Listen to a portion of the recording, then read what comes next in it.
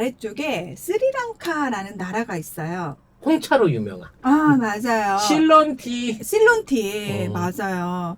그래서 난 그거밖에 몰라. 진짜 실론이라고 얘기하잖아요. 옛날 이름이 실론이었잖아요. 스리랑카가. 스리랑카 정치 상황에 대해서 말씀을 드리려고 하는데, 제가 인도 그 첸나이 갔을 때, 네, 제 친구가 그 주재원이었거든요. 해외 주재원 남편 따라 나간 거였는데, 스리랑카가 워낙 가깝다 보니까, 그 인도로 일단 들어간 한국 사람들이 스리랑카로 여행을 굉장히 많이 가더라고요. 안 가봤어요? 가보진 않았어요? 뭔가 어떤 천혜의 자원과 그 홍차밭, 홍차는 녹차밭이죠. 녹차가 쫙 깔린 보성 같은 보성 차밭 같은 그런 그림 아닐까? 스리랑카가? 네. 스리랑카는 아직까지도 그 남방불교라고 얘기하는, 그러니까 원시불교의 형태를 그나마 제일 잘 보존하고 있는 나라가 스리랑카거든요. 제가 왜 이 스리랑카 이야기를 가지고 나왔냐면은, 최근에 지난해 11월에 대통령 선거가 있었어요. 그래서 대통령의 어떤 분이 당선이 됐어요. 그리고 이번 달 초에 총선이 있었어요. 총선이 있었는데 이 대통령의 여당이 승리를 했어요. 그러면서 대통령이 총리로 누굴 임명했냐면 자기 형을 임명했어요. 야, 이거 분위기 또 이상하다. 근데요, 근데 형이 원래 정치하던 분이겠죠? 형은 2005년부터 2015년까지 스리랑카의 대통령이었어요. 형제가 그러면 해먹었어요. 해먹었는데 그 와중에 동생이 대통령이 되니까 형을 총리로 땡겨 올린 거네요? 네, 그리고 지금 대통령 하고 계신 그 분은 형이 대통령을 할 때 거기는 대통령이 국방부 장관까지 겸하고 있거든요. 네, 형이 대통령 겸 국방부 장관을 할 때 그 동생은 국방부 차관이었어요. 그러면 정권 교체가 아니라 형제 교체를 해온 거네, 그동안. 그렇죠. 그러나 중요한 건 그 가문 전체가 지금 어마무시하게 정권을 휘어잡고 있다라는 거. 아니, 뭐, 그만 하면 확실한 거 아닙니까? 원래 그 정권을 잡는 국가들이 대부분, 네. 당서기와 군사위 주석을 같이 갖고 가는 어떤 나라처럼, 요거는 이제 중국일 수도 있고 북한일 수도 있어요. 네. 누구라고 말하지 꼭 누구라고 말하진 않았습니다. 하여튼 독재를 하는 국가들은 늘 언제나, 이제 그러니까 군벌하고 정치가 손잡고 독재를 유지시키려고 하죠. 네. 그리고 여기에 플러스 불교라는 종교가 굉장히 깊이 관여되어 있다라는 거. 그러니까 사실은 국방력과 종교와 의회가 모두 하나 합쳐진 거네요. 그렇죠. 자, 동남아, 우리가 흔히 동남아시아, 그러니까 지금 여기 스리랑카는 서남아시아죠. 이 아시아 쪽을 볼 때, 물론 뭐 미국이나 일본도 그런 경우가 있긴 있어요. 왜 정치 가문이라고 하잖아요. 정치 가문들이 있긴 있습니다. 뭐 우리나라도 세습 의원들 있듯이. 근데 특히나 필리핀, 뭐 동남아, 필리핀을 비롯해서 동남아, 그다음에 이 스리랑카는 유력 정치 가문들이 대를 이어서 그냥 의원 정도의 수준이 아니라 국가 전체 권력을 좌지우지하는 경우가 상당히 많습니다. 필리핀의 두테르테 대통령도 민다나오 섬이라는 두 번째로 큰 섬에서 굉장히 유력한 정치 가문 출신이거든요. 그래서 필리핀 같은 경우에는 그냥 7, 8개 가문에서 대통령을 계속 돌려가면서 배출하고 있고 의원들은 배출하는 가문들이 그냥 정해져 있어요. 그러니까 새롭게 시민단체에서 우리가 들어가거나 내가 교수하다가 내가 뜻한 바 있어서 의원이 돼서 정치인이 돼야지 하는 경우가 필리핀에서는 불가능하다. 근데 스리랑카 같은 경우도 지금 이미 가문 독재가 굉장히 공공화되고 있다. 그런 분위기로 가고 있는데 거기에 불교가 굉장히 큰 몫을 차지하고 있다. 요 말씀을 전체적으로 좀 드리려고 합니다. 자, 어떻게 우리는 매주 이렇게 그 독재 세계를 찾아서 뭐 이런 거야? 탐방을 할 때마다 다 이런 거야? 굳이 찾지 않아도 널렸어. 그러게. 예. 그러니까 겁나 많네, 전 세계 독재가. 그러니까 많은 분들이 송작가 TV를 접하기 전에는 그냥 대충 전 세계가 우리나라 다 비슷하지 않겠어? 그렇지. 그냥 다 투표해서 대통령 뽑고 지지구 뽑고 정당끼리 싸움하고 다 그렇지 않겠어? 라고 생각하고 뭐 거기서 조금 더 안다면 뭐 미국 뭐 공화당 민주당 맨날 대통령 배출하고 그냥 존경스럽고 그냥 모든 게 다 선진국이고 딱 그 정도 수준만 알고 계셨는데 요렇게 착각하고 있지. 그렇죠. 그러나 송작가 TV를 보시면서 여러분이 점점 기승전 결론은 어떻게 나냐? 야, 대한민국이 너무 대단한 나라인데? 이렇게 결론이 날 수밖에 없어요. 이렇게 민주적인 어떤 체제 자체를 잘 유지하고 있는 건, 와, 이거는 진짜 엄청난데, 왜? 그 사이에 우리가 독재자가 안 나왔던 게 아니거든요. 그 사이에 우리가 군부 쿠데타가 없었던 게 아니거든요. 그 사이에 우리가 내전을 겪지 않은 것도 아니거든요. 근데 어떻게 된 게 송작가 TV에서 만나는 다른 나라들은 내전 겪고 독재 겪고 군부 쿠데타 겪으면 다 정상적인 나라가 단 한 나라도 없습니다. 지금 스리랑카 같은 경우에는 지금 여기도 사실 이게 또 식민지 시대부터 올라가야 되는데요. 스리랑카는 굉장히 1500년대부터 유럽의 나라들이 돌아가면서 식민지를 했던 나라입니다. 그래서 원래는 인도 아래쪽에 있었기 때문에 독실한 불교 국가였거든요. 전체 자체가 불교 국가였는데 갑자기 1500년대부터 이제 서구 열강들이 들어오면서 항상 그 나라들이 들어오면서 얘들이 식민 정책을 쓸 때 아시죠? 차별 정책, 이간질 정책. 거기에 기본을 뭘로 쓴다? 꼭 종교가 강한 나라들은 종교를 이용해서 분탕질을 칩니다. 어느 정도였냐면은, 자, 포르투갈이 1505년부터 1658년까지 지배를 했고요. 네덜란드가 바로 바통을 이어받아서 1658년부터 1796년까지 했고요. 거기서 또 바통을 이어받은 영국이 1796년부터 1948년까지 식민 지배를 하는데, 이 과정에서 불교도들에 대한 탄압이 440년간 이어집니다. 어느 정도까지 이어지냐면은, 자, 포르투갈은요, 가톨릭으로 개종이 아니면 죽음이라는 극단적인 선택을 강요하고요. 네덜란드는 불교도의 관직과 농토 소유권을 법적으로 제한을 하고 공식 문서 접수는 무조건 교회로 단일화하게 됩니다. 그리고 당연히 이들은 불교 사원을 파괴시키겠죠. 그리고 승려를 살해하겠죠. 사원이 가지고 있던 토지와 재산 다 몰수하겠죠. 이렇게 탄압을 합니다. 자, 영국은 교회에서 행한 결혼만을 법적으로 인정하고 세례를 받지 않은 아기는 출생신고 자체를 할 수 없게 만드는 방식으로 불교도들을 억압합니다.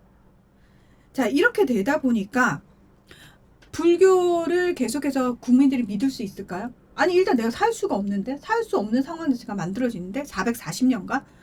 근데 불교를 또 지켜야 되는 승단과 제가 신도 사이에 당연히 갈등이 생길 수밖에 없고, 이렇게 되니까 어떻게 된다?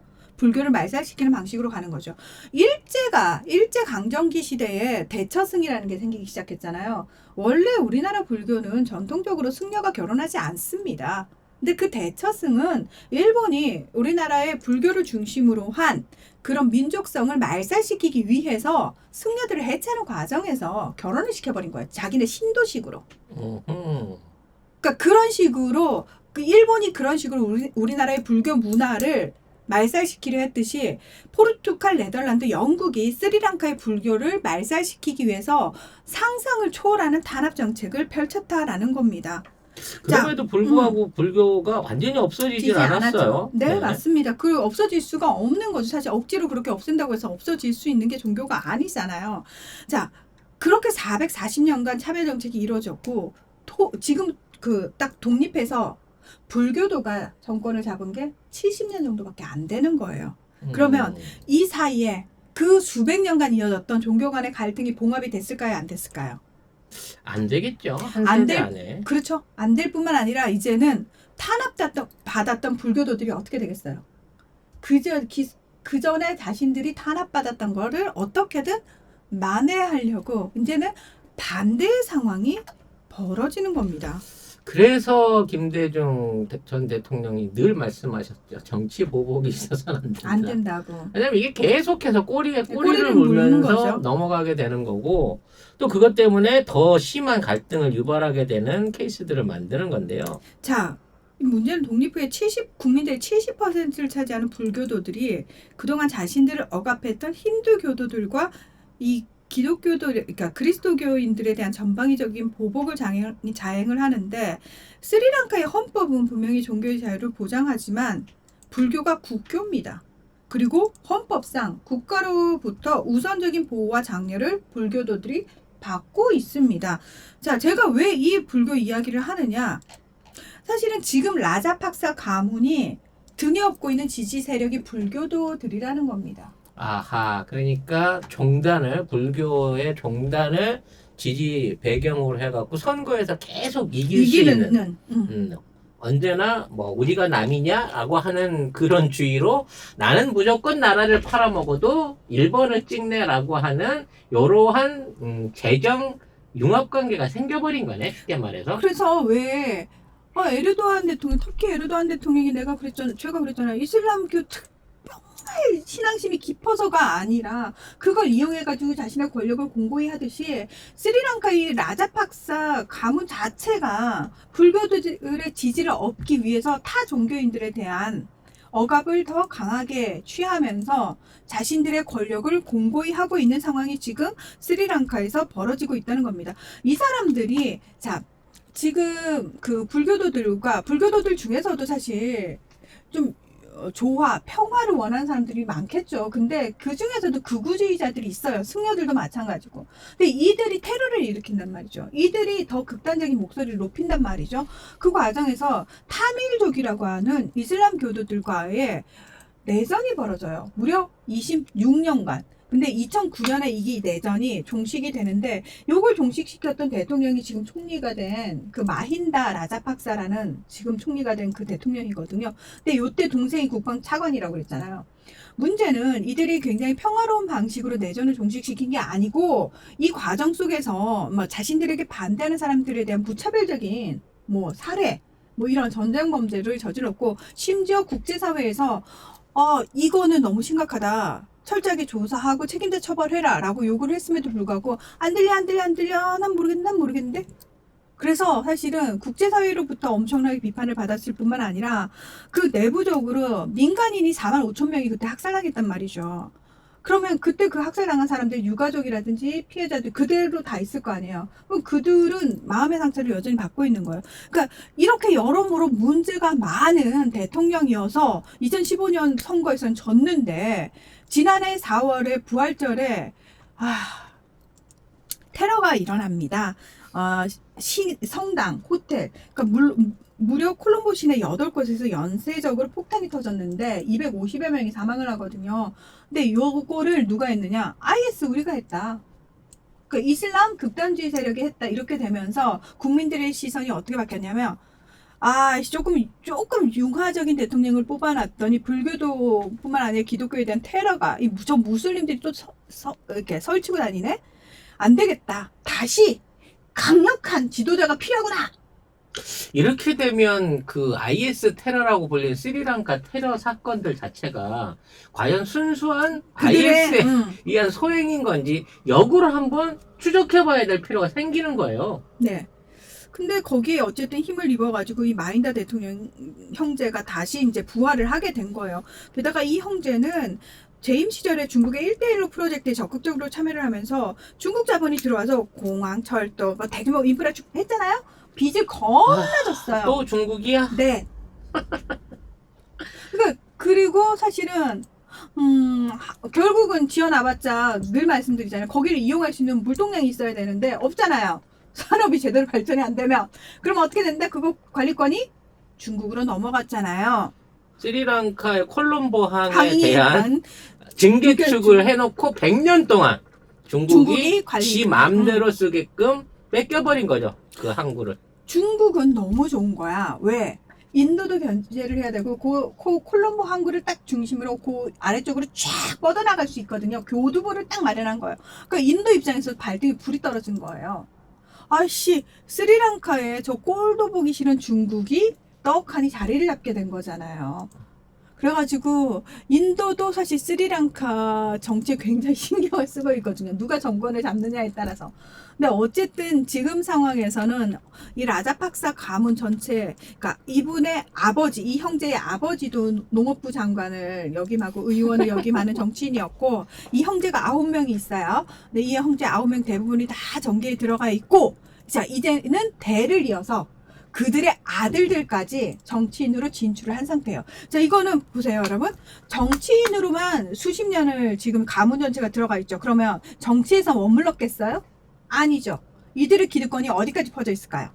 온갖 종류의 민간 기업 재벌을 전부 다 독식을 했겠죠, 이쪽 가문이. 그렇습니다. 그래서 앞으로 스리랑카는 라자팍사 가문의 나라가 되겠다.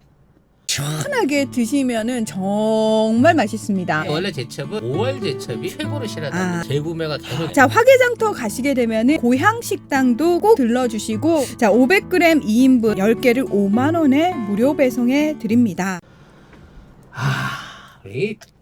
참 그 시작 자체는 늘 언제나 사람들이 자기 익숙한 것, 그러니까 자기하고 관련 있는 불교도, 나를 도와주는 주역 정치, 또 내가 대통령이나 수상을 배출한 지역의 주민이기 때문에 당연히 지역 연구로 이 사람을 밀어야지라고 하는 데서 시작하지만 결과적으로 나중에 모든 관직들을 지네들끼리 끼워 맞춰서 차지하게 되고 그로 인해서 국가의 국부와 관련돼 있는 모든 상황들 전횡이 일어나면서 돈을 지들이 실컷 쳐 벌게 되고 또 이러한 걸 비난하고 이러한 부분을 개선하려고 하면 시도가 생기게 되면 묘하게 폭력 사태나 무슨 정변이 일어나게 되면서 국가가 혼란스러워졌을 때 그들이 다시 권력을 잡아서 그전보다 훨씬 더 강력한 철권 통치를 하는 구조를 철권 통치. 만들어가는 게 어떻게 이렇게 계속 반복되고 반복되죠. 똑같을까? 똑같죠. 왜 그거를 그쪽 동네 주민들은 계속 당하고만 있는가? 에이, 송 작가님 맨날 큰 돈에 대한 꿈을 쫓으시면서 매번 사람들한테 뒤통수 맞으시는 거 왜 반복하세요? 나는 10조 재벌이 됐을 때는 정당하게 이 부를 재분배하고 모범적인 부자로서의 전형을 보여주기 위해서 부자가 되려는 거예요. 그게 아니고요. 지금 왜 자꾸 그 반복을 하시냐고. 보미 작가하고 내가 본 것만 해도 여러 번 뒤통수를 반복적으로 맞으시더라고요. 사람만 바꿔가면서. 그것은 네. 정도 경영을 걷는 네. 나의 경영의 실패일 뿐이죠. 그러니까 왜 자꾸 같은 실패를 반복하냐고. 나의 신뢰를 상대가 100% 받아주지 않아. 그러니까 나의 신뢰를 한 번 안 받아줬으면, 자, 여러분, 한 번은 실수일 수 있어요. 그러나 같은 상황이 반복되면 이건 뭐다? 어리석은 거다. 그럼 나도 이렇게 야비하고 철저하게 이익만을 쫓아가지고 대의를 저버리는 그런 사업을 해서 되겠습니까? 아니요. 보미 작가님과 제가 늘 하는 말은 그거죠. 사람을 보는 안목을 길러라. 사람들에게 제발 뒤통수 맞을 빌미를 제공하지 마라. 아무튼 얘기가 좀 샜지만 스리랑카 콜롬보에서 올 초에 타바 지니 엘리사벳님이 당하지나 마시랬잖아. 스리랑카에서 갑자기 IS에 의한 테러가 있었다고 하는 뉴스가 있었어요. 그때 그냥 스쳐 지나갔네. 왜 불교 국가에 가서 IS가 테러를 했지? 라고 생각하고 스쳐 지나간 거야. 레바논에 비료 폭발 사고 생기는 거랑 똑같이. 그럴 수가 있나? 근데 왜 거기 IS가 갔지라고 하는 의문을 안 가졌는데 지금 돌이켜 생각해 놓고 보니 네. 이 모든 게 스리랑카 정변에 대한 큰 그림이었네. 콜롬보 IS 테러가. 여러분, 우리 모두 검색으로 콜롬보 IS 테러를 한번 때려봅시다. 뭐라고 나오는지. 그때 이 감을 느꼈어야 되는 건데 이거를 활용해 갖고 일개 가문이 이런 식으로 정치를 후려먹어 버릴 줄은 생각을 못했던 거네. 저는 이때 사실 제가 하고 있을 때였거든요, 평론을. 2019년 4월인데 부활절에. 네, 부활절. 네, 부활절에 성당에서. 네, 성당 호텔 8곳에서. 이 8곳에서 IS 테러로 추정되는 폭탄 테러가 있었고, 137명이 사망하고 150명이 부상을 입었다. 그때가 딱 초창기. 근데 그 뒤로 피해자 계속 늘었죠. 계속 늘었죠.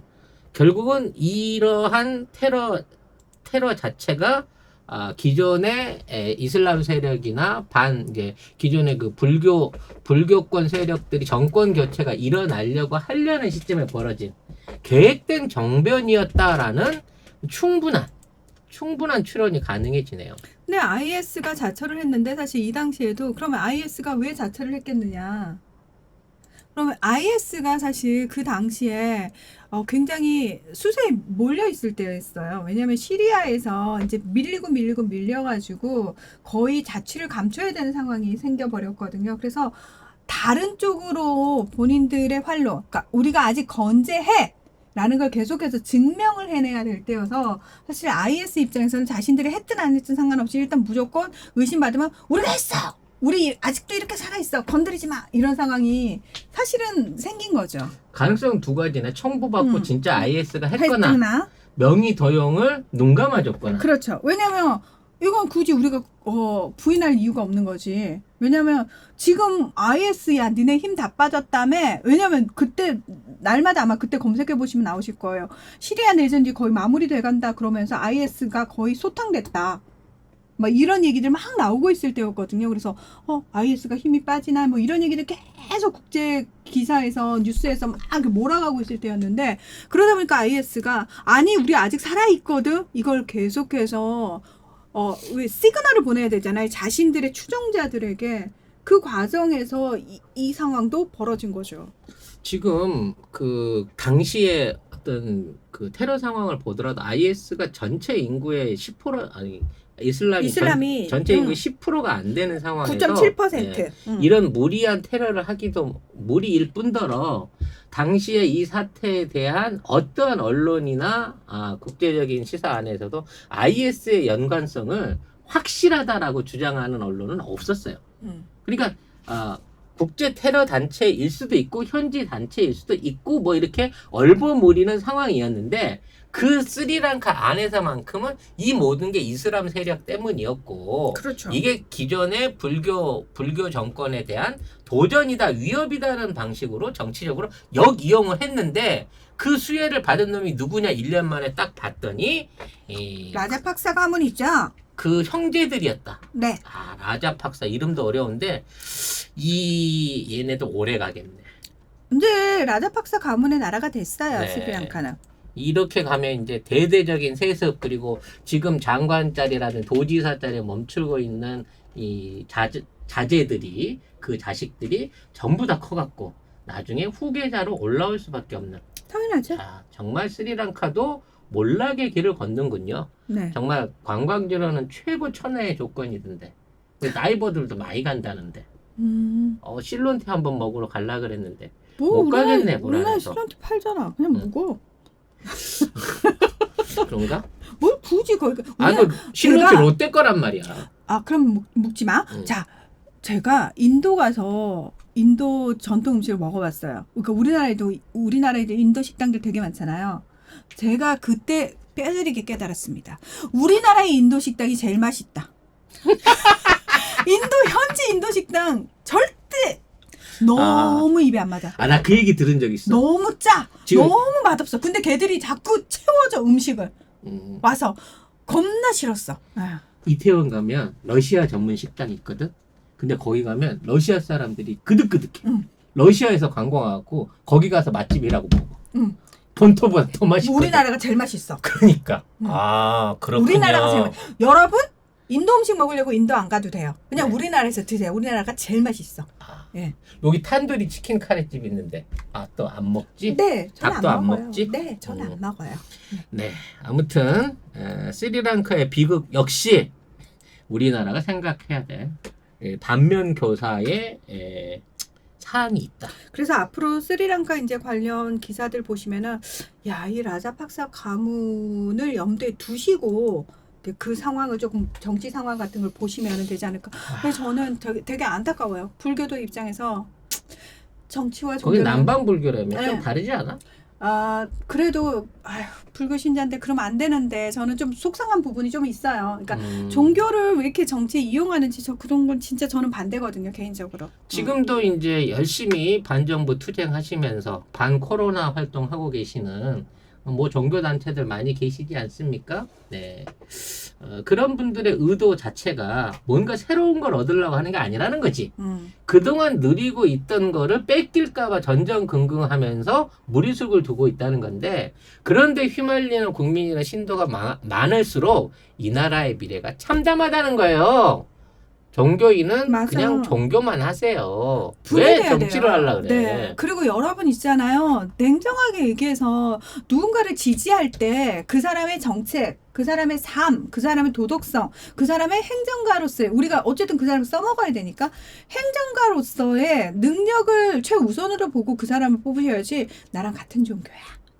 저는 이건 아니라고 생각해요. 저는 제가 불교 신자지만 우리 이니 대통령 가톨릭 신자잖아요. 너무 훌륭하시다고 생각합니다. 예, 종교에 상관없어요. 그렇죠. 인물은 종교에 상관없는 거예요. 음, 내가 문화나가 채식하는 건 마음에 안 들지만 채식하는 건 채식하는 건 왜 이래?